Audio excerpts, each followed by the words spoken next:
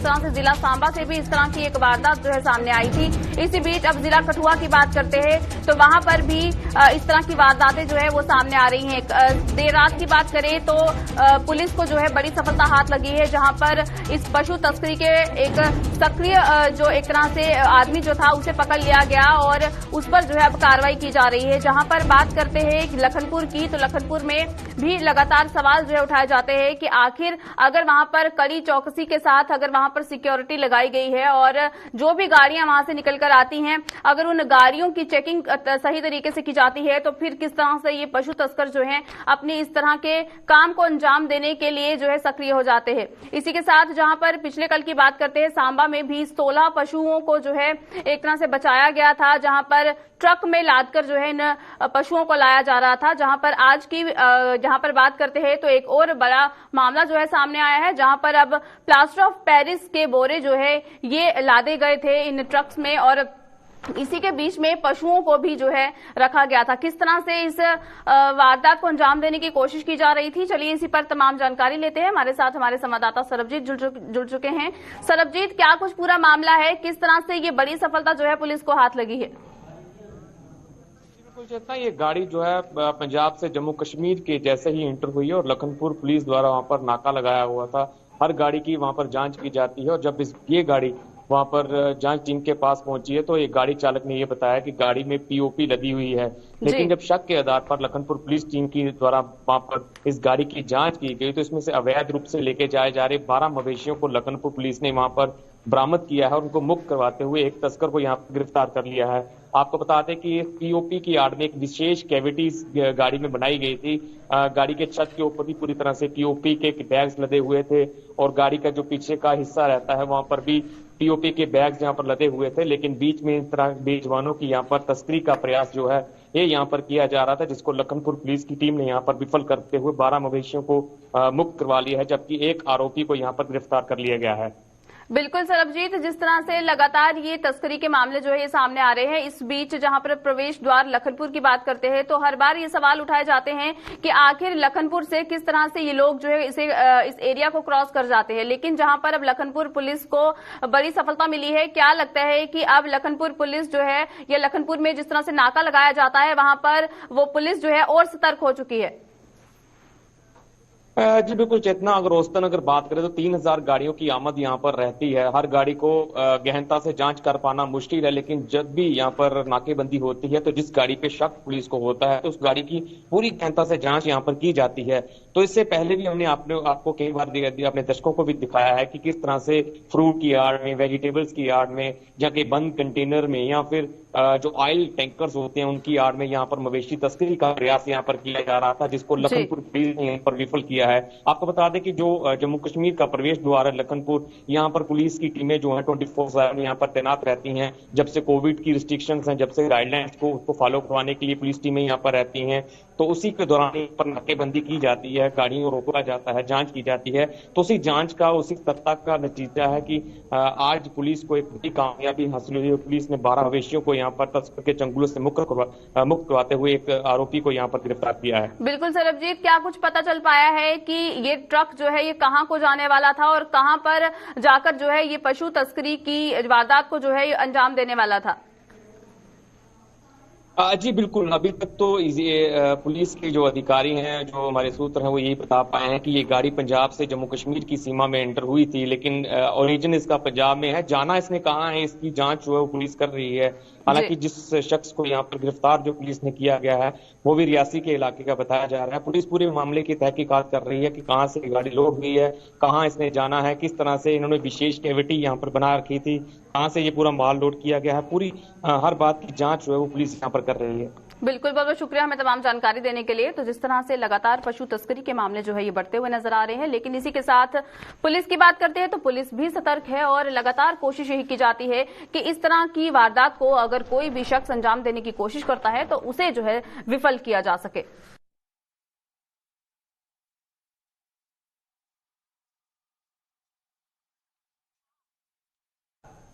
चलिए अब इसी के साथ रुक करते हैं अगली खबर की ओर और बात करते हैं जम्मू कश्मीर की सियासत की। जिस तरह से जम्मू कश्मीर में नेशनल कॉन्फ्रेंस की सियासत हिलती हुई नजर आ रही है, इसी बीच जम्मू सूबे में अब किला ढहने से नेशनल कॉन्फ्रेंस सख्ते में आ चुकी है। जनाधार लगातार कम होने से नेशनल कॉन्फ्रेंस की मुश्किलें भी बढ़ती हुई नजर आ रही है। इसी के साथ पार्टी की अगर बात करते हैं तो पार्टी में बिखराव को रोकने में अब नेशनल कॉन्फ्रेंस जो है वो जुट चुकी है और दिग्गज नेताओं को अपने जनाधार बनाने की कोशिश की जा रही है। कई पूर्व विधायकों ने भी अब भाजपा का दामन थाम लिया है। जिस तरह से नेशनल कॉन्फ्रेंस की बात करते हैं, शुरुआत जहां से हुई थी देवेंद्र सिंह राणा और सुरजीत सिंह सलाथिया ने जिस तरह से नेशनल कॉन्फ्रेंस को छोड़कर भारतीय जनता पार्टी का रुख अपनाया था, उसके बाद कई और नेताओं की अगर बात करते हैं जिन्होंने नेशनल कॉन्फ्रेंस को छोड़ा और अब वो भारतीय जनता पार्टी की ओर रुख कर रहे हैं। कल की अगर बात करते हैं तो कल भी भारतीय जनता पार्टी के जम्मू मुख्यालय में जो है कार्यक्रम रखा गया, जिसमें पूर्व विधायकों ने भारतीय जनता पार्टी का दामन थामा है। जिसमें अगर खासतौर पर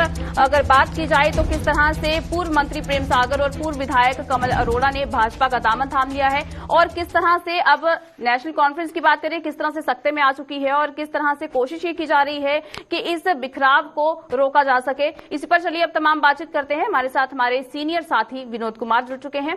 विनोद जी, आपसे जानना चाहेंगे, नेशनल कॉन्फ्रेंस यहां पर टूटती हुई नजर आ रही है, लेकिन एक बार फिर इस तरह से दर्शाने की कोशिश कर रही है कि अभी भी बहुत स्ट्रांग है और कुछ ऐसे दिग्गज लोगों को अब अपनी पार्टी में अपना रही है ताकि जिस तरह से जो जगह यहां पर खाली हुई है उसका किसी तरह का असर जो है वो पार्टी पर ना हो पाए। बिल्कुल चेतना, ये प्रयास किया जा रहा है कि पार्टी को स्ट्रेंथन कैसे बनाया जाए और मजबूत कैसे किया जाए। इसमें कोई दो राय नहीं है कि नेशनल कॉन्फ्रेंस को जम्मू प्रोविंस में बहुत बड़ा झटका लगा है। पहला झटका तो तब लगा था जब देवेंद्र सिंह राणा प्रोविंशियल प्रेसिडेंट होने के नाते उन्होंने पार्टी को छोड़ दिया था और सुरजीत सिंह सलाथिया जो फॉर्मर कैबिनेट मिनिस्टर रह चुके, उन्होंने पार्टी को अलविदा कह दिया था। लेकिन उसके साथ साथ काफी सारे और लोग भी पार्टी को छोड़ गए। जैसे आपने प्रेम सागर अजीज की बात की, वो फॉर्मर मिनिस्टर रह चुके, भले ही कांग्रेस के कोटे से मिनिस्टर बने थे, लेकिन बनी में चुनाव लड़ने की इच्छा से, नेशनल कॉन्फ्रेंस की टिकट पर बनी से चुनाव लड़ने की इच्छा से उन्होंने पार्टी को ज्वाइन किया था। लेकिन देवेंद्र सिंह राणा के जाते ही उन्होंने भी पार्टी को अलविदा कह दिया। कमल अरोड़ा की बात कर रहे हैं, उन्होंने अपनी पार्टी ज्वाइन की थी, लेकिन पहले अगर वो टिकट पे नेशनल कॉन्फ्रेंस जीते थे पहली बार एमएलए, तो नेशनल कॉन्फ्रेंस की टिकट से जीते थे। धर्मवीर सिंह जम्वाल डेप्यूटी मेयर रह चुके हैं नेशनल कॉन्फ्रेंस, उन्होंने भी पार्टी को अलविदा कह दिया और भारतीय जनता पार्टी को ज्वाइन किया। सेटबैक तो बड़ा पहुंचा है, लेकिन लीपापोती कर रहे हैं, पर्दादारी कर रहे हैं कि पार्टी को कोई नुकसान नहीं हुआ। और ये प्रयास भी किया जा रहा है कि जम्मू प्रोविंस में और पार्टी को मजबूत कैसे बनाया जा सकता है। उन्होंने जम्मू प्रोविंस को 4 जोन में तब्दील कर दिया है। चेतना, बड़ी इंपॉर्टेंट बड़ा फैसला जो उन्होंने लिया, 4 जोन में जम्मू को डिवाइड कर दिया गया है और हर जोन का अलग अलग प्रेसिडेंट बना दिया है। अगर हम किश्तवाड़, रामबन और डोडा की बात करें, वहां पे सज्जाद किटलू जो फॉर्मर मिनिस्टर रह चुके हैं उनको प्रेसिडेंट बनाया है। उधमपुर रियासी की बात करें तो गनी मलिक को बनाया है। अगर पुंछ रजौरी की बात करें तो जावेद राणा को बनाया है। जम्मू, सांबा और कठुआ की बात करें तो रामपाल, वो भी फॉर्मर मिनिस्टर रह चुके हैं, उनको प्रेसिडेंट बनाया है।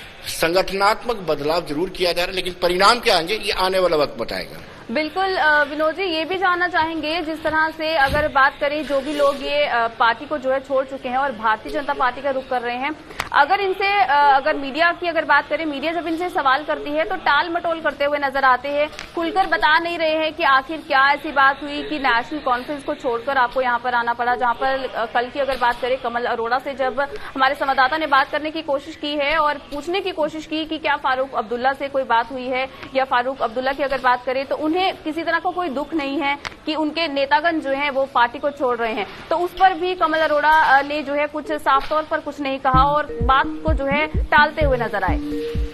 मुझे लगता नहीं है कि ऐसा कुछ उनके पास बचा है जो कहा जाए या कोई अपनी जस्टिफिकेशन दी जाए कि हमने नेशनल कॉन्फ्रेंस को क्यों छोड़ा, अपनी पार्टी को क्यों छोड़ा और भारतीय जनता पार्टी को क्यों, उनका दामन क्यों थामा। अगर चेतना गंभीरता से देखा जाए तो सच्चाई ये है कि नेशनल कॉन्फ्रेंस और भारतीय जनता पार्टी की जो विचारधारा है समानांतर है, पैरेलल है, कहीं से मेल खाती ही नहीं। वो ऑटोनॉमी की बात करते हैं, ये 370 को तोड़ने की बात करते थे। अब ये लोग अगर कहें कि हमें नेशनल कॉन्फ्रेंस की विचारधारा मंजूर नहीं है, तो इतने सालों तक उस विचारधारा के साथ आप रहे हैं जो भारतीय जनता पार्टी के साथ बिल्कुल मेल नहीं खाती है, तो कहीं ना कहीं इनके पास कोई जस्टिफिकेशन नहीं है। लेकिन यह है कि जिस तरफ सत्ता होती है, कुछ पॉलिटिशियंस उस तरफ जाना पसंद करते हैं। और हमने जब बात की इनके नए प्रोविंशियल प्रेसिडेंट से, रतन लाल गुप्ता से, तो उनका भी यही कहना था कि हो सकता है विचारधारा को लेकर के बदलाव आया हो, लेकिन सच्चाई यह है कि अगर आप एक विचारधारा के साथ 3-3, 4-4 दशकों तक चलते हो और अचानक बदलाव कैसे आ जाता है। बिल्कुल विनोद जी, जिस तरह से आपने विचारधारा की बात की है, यहाँ पर कमल अरोड़ा ने कल ये बात कही है कि अगर गुपकार अलायंस के लोग एकजुट होकर एक साथ मिल सकते हैं तो यहाँ पर ये लोग एक साथ मिलकर क्यों नहीं रह सकते। तो यहाँ पर भी क्या विचारधारा की ही बात आती है, किस ओर संकेत करती है उनकी ये पंक्ति? देखिए, जम्मू डिक्लेरेशन एक नई टर्मिनोलॉजी दी गई है और उसमें क्या है क्या नहीं है ये कुछ भी स्पष्ट नहीं करते। जम्मू के लिए अगर आपने करना होता तो आप उस पार्टी के साथ इतनी देर तक बने रहे, उतना बेनिफिट भी आप लेते रहे उस पार्टी के साथ जो हमेशा ही ऑटोनॉमी की बात करती रही है और ऐसी बातें करती रही है जो देश के हित में नहीं होती रही है। आतंकवादियों का भी समर्थन कई बार किया है। आज भी जब उन लोगों का समर्थन किया जा रहा है, उनको प्रोटेक्ट करने की बात की जा रही है जो पाकिस्तान के जीतने पर पाकिस्तान का राष्ट्रीय गान गाते हैं, जीवे जीवे पाकिस्तान की बात करते हैं, तो कहीं ना कहीं इनके पास ऐसा कोई जवाब नहीं है जिससे वो किसी को संतुष्ट कर सके।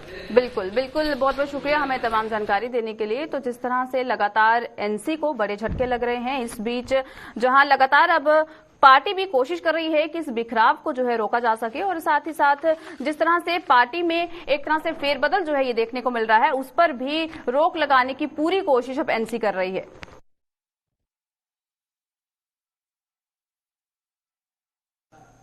चलिए अब इसी के साथ रुक करते हैं अगली खबर की ओर और बात करते हैं जम्मू कश्मीर बैंक की। आपको बता दें कि जम्मू कश्मीर बैंक जो है एक बार फिर सवालों के घेरे में खड़ा हो चुका है, जहां Jammu Kashmir bank security guards जो है वो अब सड़कों पर उतर चुके हैं। कंपनी के खिलाफ वेतन पर कुल्हाड़ी मारने का आरोप भी लगाया जा रहा है। वहीं पर उनकी अगर बात करें, ये कहा जा रहा है कि वेतन को बढ़ाने की बजाय जो है उसे घटाया जा रहा है और जम्मू में कंपनी के खिलाफ अब लगातार प्रदर्शन किए जा रहे हैं। आपको बता दें कि जिस तरह से जम्मू कश्मीर बैंक की अगर बात करें तो इनके अंडर जो भी सिक्योरिटी गार्ड काम करते हैं उनका ये मुद्दा है, काफी देर से ये मांग की जा रही थी कि इनकी जो वेतन जो है उसमें एक तरह से स्टेबिलिटी होनी चाहिए, लेकिन जिस तरह से वेतन जो है बढ़ना चाहिए था, लेकिन अब देखने को ये मिल रहा है कि वेतन जो है इनका घटाया जा रहा है। अब इन सिक्योरिटी गार्ड्स की अगर बात करें तो अपनी आवाज जो है लगातार ये उठा रहे हैं और कोशिश ये की जा रही है कि अपनी जो मांग है उसे जरूर पूरा करवाया जाए। किस तरह से आज प्रदर्शन जो है यहाँ पर किया जा रहा है और किस तरह से मांग जो है यहाँ पर रखी जा रही है, चलिए इसी पर तमाम बातचीत करते हैं। हमारे साथ हमारे संवाददाता अनिल जुड़ चुके हैं।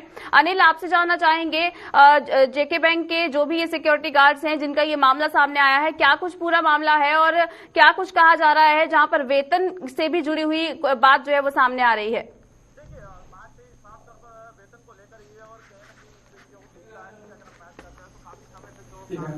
सर्विसमैन हो या तमाम इनके साथ जुड़ा हुआ जितना भी वर्कर्स है वो लगातार आज जम्मू के अंदर जो है जेके बैंक जोनल ऑफिस के बाद जो है सड़कों पर जो है प्रदर्शन कर रहा है और लगातार मांग ये कर रहा है कि हमारी मांगों पे मुख्य मांगों को सुना जाए और गवर्नर साहब से अपील कर रहे हैं। हालांकि मैं इनसे बातचीत करना चाहूंगा कि इनकी क्या कुछ प्रतिक्रिया है, विस्तार से जाना चाहिए। सर, क्या आज जो लगातार सिक्योरिटी प्रोवाइड करते हैं और हर समय सशक्त कोरोना के समय भी आपकी सेवाएं प्रदान की है, जब काफी मुश्किल समय था, आज सड़कों में प्रदर्शन की क्या मुख्य मांग क्या है और क्या अपील करना चाहेंगे गवर्नर साहब? देखिए जी, सबसे पहली बात तो हम अपना ये नसीब माने, क्या माने, हम एक गार्ड चौकीदार है, मोदी साहब के चौकीदार।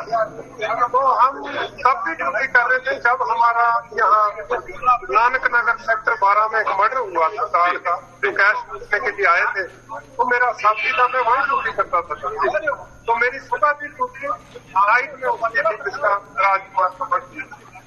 अब सुबह जब मैं पहुंचा हूँ अपनी ड्यूटी पर, आगे राजकुमार का मर्डर, हम अपने जान देकर की रक्षा करते हैं,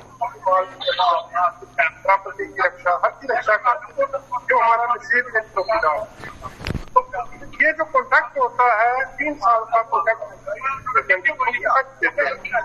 अब एजेंसी का काम है कि वो बढ़ा के पेमेंट देती है। तो हमको 10,000 मिलता था, जिसमें 1,000 जब करता था, 500 रुपया उसका मेडिकल का जाता था, हमारे कोर्ट में 8500 रुपया। अब जब इनका कॉन्ट्रैक्ट हुआ, इन्होंने एक ऐसी एजेंसी को कॉन्ट्रैक्ट किया जिसने 6600 रुपया से हमारे नेचुरली बैंक सोचेगा जहाँ उसको फायदा हो उसी को देगा। अब 66 जिसको 8500 रुपया अकाउंट में आ रहा है, 6600 में कैसे ड्यूटी करेगा? ये शायद दिवाली का गिफ्ट दे रहे हो हम लोगों को। 111 रुपये पेट्रोल भरवा करके हम लोग पारसपुरा से क्या होता। तो बस हमारी कोई ज्यादा लंबी चौड़ी कहानी नहीं है। हम कोई 20,000 नहीं मांग रहे, 15,000 नहीं मांग रहे या लाख रुपया नहीं मांग रहे। मैं आपके चैनल के थ्रू गवर्नर साहब को और मोदी साहब को अगर वो सुन रहे हो तो या चेयरमैन साहब देख रहे, यही हम रिक्वेस्ट भी कर सकते हैं। छोटे आदमी है, फरियाद ही कर सकते हैं कि गार्ड की सैलरी कम से कम 10,000 होनी चाहिए और जो गनमैन बेचारा गन लेके चलता, पूरी कैश की रक्षा करता, उसकी सैलरी 15,000। देखिए चेतन जी, साफ तौर पर दिवाली का समय है और इनका ये कहना है कि ये कहीं ना कहीं बैंक वालों की तरफ से जो है एक बोनस दिया गया है। हालांकि आप इस समय जानते हैं कि महंगाई जो है वो चरम सीमा पर है और पेट्रोल डीजल की कीमतें आप जान सकते हैं, पढ़ाई की कीमतें आप जान सकते हैं। और इनका यही कहना है कि गवर्नर साहब से मुख्य मांग ये कर रहे हैं कि जहां इस चीज को बढ़ाना चाहिए था, सैलरी को बढ़ाना चाहिए था, आज वो समय आ चुका है कि उन सभी चीजों को जो है घटाया जा रहा है। और ये तमाम कर्मचारी जिनके चेहरों पर खुशी होनी चाहिए थी, आज वो उदासी पूरी तरह से यहाँ पर छाई हुई नजर आएगी। और लगातार ये आज इसीलिए धरना प्रदर्शन पे बैठे हैं। और जिस तरह से हमने आपको पूरी तरह से विस्तार से बताने की कोशिश की है, लगातार जहाँ पर दिवाली का इनको बोनस मिलना चाहिए था। बिल्कुल अनिल, ये भी जानना चाहेंगे कि क्या कुछ कारण बताया जा रहा है कि आखिर इन सिक्योरिटी गार्ड्स का वेतन कम क्यों किया गया है?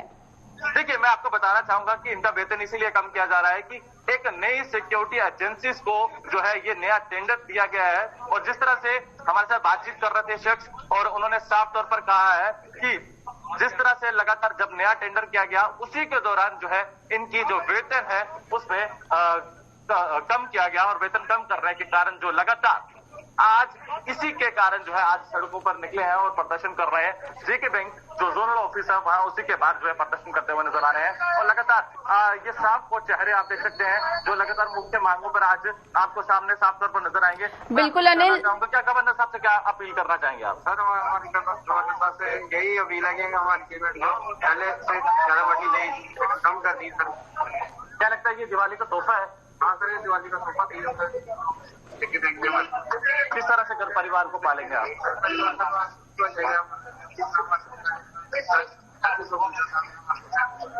सर, किस तरह से घर परिवार को पालेंगे आप?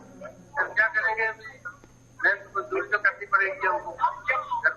ये दिवाली क्या समझे, दिवाली का तोहफा? दिवाली का तोहफा हमको ये मिला है, मुझे हमको बोनस मिलता है, लेकिन हमसे जो है ना पैसा दिया गया है, हमारा ये तोहफा मिला है। देखिए चेतना जी, साफ तौर पर जो है बैंक की अगर हम बात करें, यहाँ पर जो है एक फैसला अच्छा होना चाहिए था। कहीं ना कहीं वो सिला जो है, जो सेवाओं का सिला जो है वो आज इस तरह से मिला है। बिल्कुल अनिल, साफ तौर पर देख सकते हैं कि लोग परेशान हैं। और जिस तरह से जेके बैंक सिक्योरिटी गार्ड्स लगातार अभी अपील कर रहे हैं कि गवर्नर साहब जो है वो इनकी बात जरूर सुने और साथ ही साथ प्रधानमंत्री नरेंद्र मोदी भी इनकी बात जरूर सुने। बहुत बहुत शुक्रिया हमें तमाम जानकारी देने के लिए। तो जिस तरह से जेके बैंक सिक्योरिटी गार्ड्स का ये मसला जो है सामने आया है, प्रदर्शन जो है किया जा रहा है, लाइव तस्वीरें हमने आपके साथ साझा करने की कोशिश की है कि किस तरह से ये जन जो है अपनी आवाज सरकार तक पहुंचाने की पूरी कोशिश कर रहे हैं।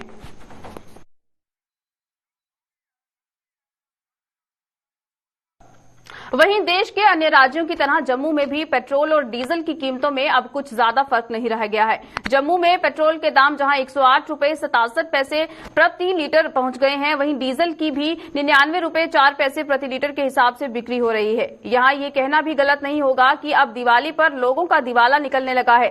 सरकारी मुलाजिमों को तो सरकार समय समय पर महंगाई भत्ता देकर उन्हें राहत पहुंचा रही है, लेकिन इस महंगाई ने प्राइवेट सेक्टर के मुलाजिमों का जीना मुहाल करके रख दिया है। आम आदमी के लिए अब 2 पहिया वाहन तक रखना मुश्किल हो गया है और कारों का शौक रखने वालों को भी अब दिन में तारे नजर आने लगे हैं। ईंधन की कीमतों में बढ़ोतरी के साथ साथ रोजमर्रा की चीजें भी महंगी हो चुकी हैं और लोग सरकार की नीतियों को जमकर लताड़ लगा रहे हैं।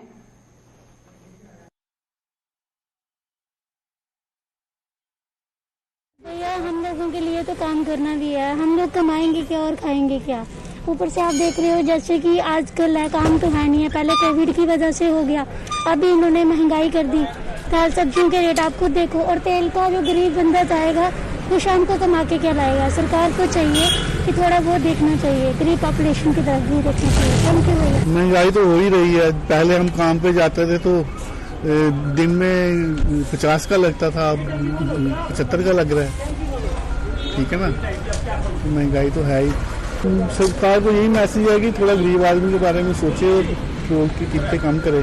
मेट्रो का किराया बढ़ रहा है, हमारा खर्चा बढ़ रहा है, पेट्रोल का इतना खर्चा तो क्या करेंगे। बस गड्डी चलाओ ना, गवर्नमेंट ने रेट बढ़ाना नहीं, किराया तो बढ़ाना नहीं है।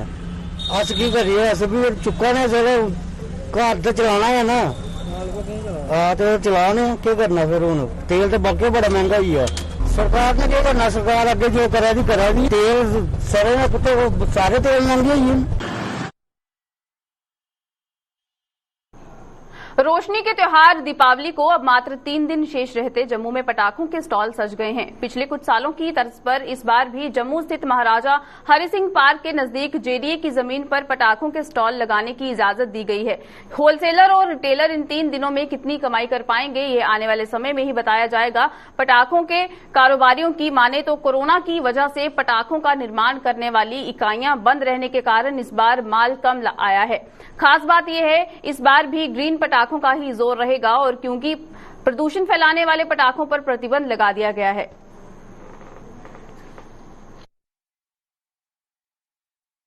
कोविड की वजह से फैक्ट्री बंद रही, उसकी वजह से माल कम तैयार हुआ है, वैरायटी कम है। शॉपिंग स्टार्ट है, लेकिन कस्टमर को आएगा। दिवाली बर्थडे शो हो चुका है, तो 2-3 तारीख को ही कस्टमर निकलेगा। हमने तो 31 की परमिशन है हमें, हमने दुकानें हमने बना दी है और माल बना दी है। फर्क तो काफी पड़ेगा सर, उम्मीद तो ना उम्मीद ही हो रहा है कि ये व्यापार तो खत्म ही हो गया है कोविड की वजह से। चलो नेचुरली थोड़ा बाजार खुला है, सिस्टम थोड़ा सा हिला है, तो देख रहे हैं हम क्या बनता है। हाँ महंगे हुए सर, ये कोविड की वजह से ही हुआ है। वैसे महंगी कौन सी चीज नहीं हुई मोदी के राज में, सब कुछ महंगा ही हुआ। उसकी जय जयकार, फिर भी जय जयकार। लोगों को यही बोलना चाहता हूँ कि ग्रीन क्रैकर्स जलाएं और कम से कम मतलब पोल्यूशन काफ़ी कम फैलाएं। और मतलब जो थे जो पोल्यूशन वगैरह फैलाते थे वो सब बैन हो चुके हैं और वो हमने रखे भी नहीं है मतलब। और लोगों को यही संदेश देना चाहता हूँ कि बच्चे मतलब बड़े बड़े क्रैकर्स नहीं चलाएं। जम्मू के जीएमसी अस्पताल में स्थापित कोविड सेंटर में अब कोरोना की जांच के मामलों में बेहद कमी आ चुकी है। महामारी का प्रकोप कम होना तो इसकी वजह बताया ही गया है, साथ ही साथ ज्यादातर लोगों के वैक्सीनेट होने को भी इसका कारण माना जा रहा है। इस कोविड सेंटर में जहां महामारी के भारी प्रकोप के दौरान रोजाना सैकड़ों की संख्या में सैंपलिंग की जाती थी, वहीं अब आरटीपीसीआर के रोजाना करीब 75 सैंपल लिए जा रहे हैं और रैपिड टेस्टिंग का आंकड़ा भी 50 रह गया है। हालांकि बाहरी जिलों या फिर गंभीर मरीजों की कोविड जांच में कोई भी कटौती नहीं बरती जा रही है। ज्यादा तो दूर के हैं, सिटी के काम है, क्योंकि उन्होंने वैक्सीनेटेड हो गए हैं, तो वो काम ही होते हैं। जहाँ से दूर दराज के इलाकों से जो पेशेंट होते हैं वही होते हैं, या फिर स्टूडेंट आते हैं। अभी पेशेंट तो कम आ रहे हैं, पर अपनी सेफ्टी के लिए मास्क ना उतारें और सैनिटाइजर का यूज करें। मास्क यानी मुंह से उतारना ही नहीं है, कहीं भी जाना क्लोज वाली एरिया पे तो मास्क डाल के रखें। और हॉस्पिटल में आए तो तकरीबन 100% मास्क डाल के आए। और बच्चों को तो कोशिश करेंगे हॉस्पिटल आए ही ना।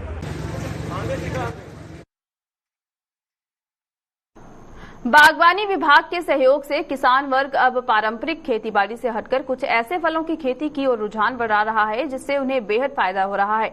यहां हम बात कर रहे हैं स्ट्रॉबेरी की खेती की, जिसके लिए बागवानी विभाग भी किसानों को प्रोत्साहित कर उन्हें सब्सिडी भी मुहैया करवा रहा है। किसानों का कहना है कि धान और गेहूं से ज्यादा फायदा उन्हें स्ट्रॉबेरी की खेती में हो रहा है।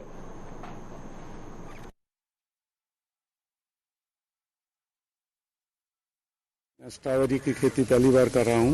ये डिपार्टमेंट में हमें प्रोत्साहन दिया है कि हम स्ट्रॉबेरी की खेती करें, जिससे बहुत ज़्यादा बेनिफिट होगा और थोड़ा ये मूंजी और कनक से हट के फसल होगी, इसमें जिम्मेदारों को बहुत ज़्यादा फायदा मिलेगा। डिपार्टमेंट 13,000 रुपये कनाल का हमें सब्सिडी दे रहा है और अभी मैं पहली बार लगा रहा हूँ। कोशिश करेंगे कि आगे के लिए भी ये जारी रखें। काफ़ी बेनिफिट हुआ। लास्ट टाइम चलो कोरोना से थोड़ा सा नुकसान हो गया, बट हमने हिम्मत नहीं हारी, दोबारा हमने ये स्ट्रॉबेरी की खेती की है और आशा करते हैं कि आगे हमें काफ़ी बेनिफिट होगा। इसमें डिपार्टमेंट भी हमारा काफ़ी साथ दे रहा है उनकी काफ़ी हेल्प है। 13,000 रुपये पर कनाल के वो हमें सब्सिडी वगैरह भी दे रहा है, हेल्प कर रहा है किसानों की। और मेरे हिसाब से लास्ट टाइम से इस टाइम काफ़ी किसान जुड़े हैं हॉर्टिकल्चर के साथ और उनका स्कीम्स का बेनिफिट भी ले रहे हैं काफ़ी। हाँ, मैं किसानों को यही कहना चाहता हूँ कि इस डिपार्टमेंट के साथ जुड़ें और स्कीम्स का बेनिफिट लें। और इसमें ये कैश क्रॉप है, काफ़ी बेनिफिट है, तो किसानों को यही अवेयर करना चाहता हूँ कि आएँ, जुड़ें, स्ट्रॉबेरी से ज़्यादा लगाएं तो अपना ये बेनिफिट लें। पौधा सोलन से ला रहे हैं पौधे, तो किसानों डिपार्टमेंट काफ़ी हेल्प कर रहे हैं। पौधे लेने में भी किसानों की हेल्प कर रहा है डिपार्टमेंट। चलिए, जम्मू कश्मीर के खास बुलेटिन में वक्त हो चला है अलविदा लेने का। मुझे दीजिए इजाजत, नमस्कार।